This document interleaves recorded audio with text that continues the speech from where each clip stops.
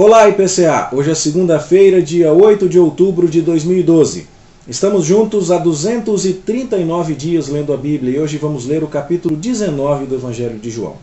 Depois daquele grande discurso aos seus discípulos na sua última noite com eles, quando instituiu a ceia, quando avisou a eles que ia preparar-lhes lugar, exortou os seus discípulos a permanecerem nele, que era a videira verdadeira, falou que iria lhes enviar o Espírito Santo, e como sumo sacerdote intercedeu em favor das suas ovelhas, nosso Senhor Jesus, traído por Judas, é entregue, mas entregue de maneira poderosa, porque quando ele fala, sou eu a quem vocês buscam, o eu sou, é uma expressão que nos remete ao eu sou o que sou, lá do Antigo Testamento, da sarça ardente de Deus falando, Jeová, eu sou quem sou, já derruba todas as pessoas que vêm prender Jesus. E nós começamos a entender que essa é uma entrega voluntária e uma entrega poderosa. Afinal de contas, o bom pastor disse, ninguém tira a minha vida de mim, pelo contrário, eu espontaneamente a dou. Eu tenho autoridade para entregá-la, tenho autoridade para reavê-la. E tudo que nós vamos ver aqui é o poder de Deus sendo exaltado e a fraqueza dos homens sendo evidenciada. A fraqueza de Pilatos aqui é muito clara. Ele teve mais medo dos homens do que de Deus. Veja aqui que no finalzinho do capítulo 18, ele está querendo soltar Jesus. Ele conversa com Jesus e diz aos judeus, eu não vejo nele crime algum, no verso 38. E ele quer soltar Jesus, mas os judeus não deixam. Depois de um novo exame, capítulo 19, verso 4, ele fala, não acho nele crime algum. Depois de mais uma conversa, capítulo 19, verso 6, ele fala, eu não acho nele crime algum. No entanto, a multidão vai cada vez mais pressionando Pilatos. E os argumentos são inconsistentes. Veja que no capítulo 18, Pilatos pergunta no verso 29, que acusação vocês trazem contra este homem? E a multidão responde, se este não fosse malfeitor, não o entregaríamos. Qual foi a acusação mesmo? Olha, qual é a acusação que vocês trazem contra ele? Olha, se ele não fosse malfeitor, a gente não te trazia. Mas qual foi o mal que ele fez? Não, se ele não fosse malfeitor, a gente não trazia. Ou seja, eles já trouxeram Jesus condenado, na sua opinião, mostrando a fraqueza deles em recusar o Messias, o Salvador. E Pilatos aqui está tentando, a partir de evidências claras, libertar o Senhor Jesus, mas também vai evidenciar a sua fraqueza quando teme mais aos homens do que a Deus. Ele fica muito atemorizado quando conversa com Jesus, porque Jesus fala inclusive para ele, você não teria nenhuma autoridade sobre mim se do céu não te fosse dada. E no verso 11 do capítulo 19, e no versículo 12, Pilatos já quer soltar Jesus, porque ele fica cada vez mais perturbado. Veja o verso 8, que depois de ouvir que Jesus declarou que era o Filho de Deus, Pilatos ficou cada vez mais atemorizado. Então a gente vai vendo aqui o que acontece quando alguém resolve temer mais aos homens do que a Deus. É uma fórmula catastrófica. Quantas vezes nós temos visto gente que sabe o que a palavra de Deus diz, mas com receio de desagradar a um ou ao outro, acaba desagradando a Deus. Não vamos entrar por esse caminho, porque ele é muito perigoso. Foi assim que Pilatos acabou crucificando o Senhor Jesus. Claro, ele fez aquilo que estava no plano de Deus. Claro, ele fez aquilo que o bom pastor, com autoridade, queria que ele fizesse. Aliás, o capítulo todo é um grande testemunho de que a morte do Senhor Jesus não aconteceu por acaso. Se você vê no fato de que Jesus foi crucificado entre malfeitores, no verso 18, um de cada lado, você vê o cumprimento da profecia de Isaías 53:12. Ele foi contado com os malfeitores.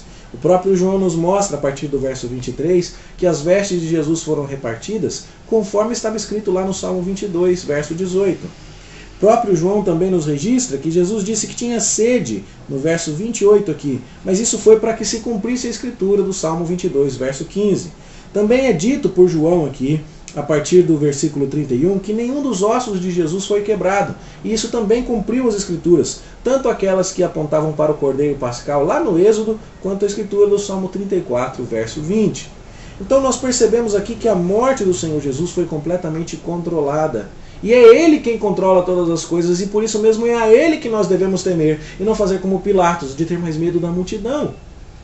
Afinal de contas, este é o fim do seu estado de humilhação e o início da sua glória. E como nós vimos lá na entrega do Senhor Jesus, quando ele fala, é chegada a hora de ser glorificado, Filho do Homem. Pai, glorifica-me. É porque Jesus, a partir de agora, ao mesmo tempo em que ele entra no estado de máxima humilhação, ele sai para a glória. A humilhação tem a ver com a sua morte, com a sua crucificação, com o seu açoitamento, com todas as torturas que ele recebeu, mas nós precisamos lembrar que há uma glória sendo cumprida em tudo isso, porque a Escritura se cumpre em cada um desses passos. E há muitas outras indicações aqui de que o Senhor está sendo glorificado na maneira como Jesus morre. Ele esteve com o rico na sua morte. José de Arimateia e Nicodemos levaram perfumes caríssimos para dar um tratamento real ao corpo do Senhor Jesus.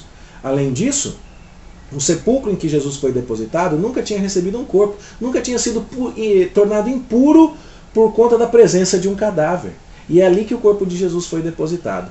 Nosso Senhor Jesus também não experimentou corrupção, ele vai ressuscitar. Ele vai ter anjos que virão ao seu serviço para remover a pedra do túmulo. E vários outros elementos em toda essa narrativa vão nos mostrar que a morte do Senhor Jesus é o fim da sua humilhação, mas o início da sua glorificação. Você vê que, por exemplo, houve trevas sobre toda a terra, a ponto de um centurião romano, e isso não está aqui no Evangelho de João, mas dizer verdadeiramente este homem era filho de Deus. O véu do templo foi rasgado. E outros detalhes que João não registra, porque já eram no conhecimento das pessoas nos textos dos demais evangelhos. Mas o que nós estamos vendo aqui é a morte gloriosa daquele bom pastor que deu a sua vida com autoridade, que está sendo glorificado na maneira como morre e também na maneira como ressuscita. Isso significa que nós temos que ter muito mais medo dele do que de qualquer homem. Nós temos que temer a ele e servir a ele. E se nós entrarmos nessa conversa do Pilatos, de apesar de não achar nele crime nenhum, acabarmos cedendo à pressão das multidões ou ficando com medo de César, veja o que pode nos acontecer. A minha oração é que para a sua vida isso seja uma realidade tão intensa que você tenha medo apenas do Senhor Jesus. Não aquele medo desesperado, não aquele medo de ser punido, mas aquele santo temor, aquela reverência, aquela consciência de que Ele é a autoridade, é que é a Ele que você vai prestar contas, é a Ele que você deve a sua salvação, é a Ele que você tem que tributar todo o respeito, toda a honra e toda a glória. E que nada, nenhum tipo de pressão, seja no serviço, seja na família, seja na escola, seja em qualquer circunstância, inclusive na igreja, nos leve a temer mais a homens do que a Deus. Esta é a grande lição que eu tiro. O meu Salvador glorificado, até mesmo em sua morte, ao entregar a sua vida com autoridade, é a Ele que eu devo temer. Que seja assim na minha vida e na sua. Em nome de Jesus. Amém. Vamos orar? Senhor, nós te agradecemos por estudar mais este capítulo da Escritura no dia de hoje e pedimos-te que o nosso coração seja todo teu e que temamos somente a Ti e que nada nos impeça de cumprir a Tua vontade, de ouvir a Tua voz e de obedecer. Nós suplicamos assim para que as pressões do mundo e as nossas próprias fraquezas não nos afastem do temor que Te é devido. E oramos em nome do Senhor Jesus. Amém. Boa leitura para você e até amanhã, se Deus quiser.